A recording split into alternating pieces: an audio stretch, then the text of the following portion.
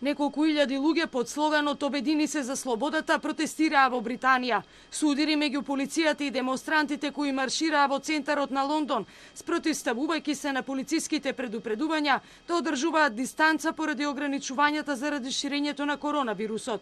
Според Метрополитен полицијата во демонстрациите се уапсени 36 луѓе, откако одреден број полицајци беа повредени од толпата луѓе која кон нив фрлаше шишиња и други предмети. This is the centre of freedom, freedom of speech and freedom of association. These are enemies of the people. They need to agree to let people show solidarity. It's our choice.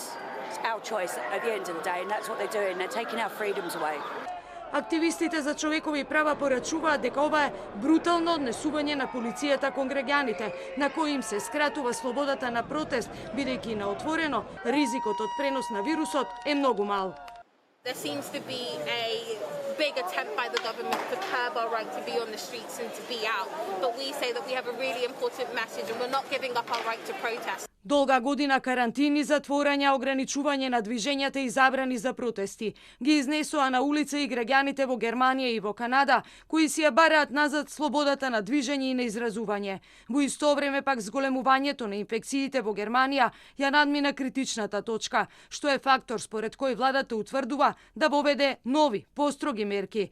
Бројот на ново заразени на 100.000 жители во Германија минатата недела се искачи на 103,9, објави Институтот Роберт Кох. Надминувањето на бројката од 100 често значи дека мерките против коронавирусот кои се локално ублажени повторно се засилуваат. Оптимизам дава изјавата на основачот на германската компанија BioNTech Угур Сахин, која разви вакцината против COVID-19 со американската компанија Pfizer. Вели дека вирусот ќе биде под контрола во повеќе европски земји и во САД до крајот на летото. Тој смета дека овие проблеми се привремени, дека е можно да се вакцинира 70% од германците до крајот на септември и дека вирусот тогаш ќе нема да представува таков проблем.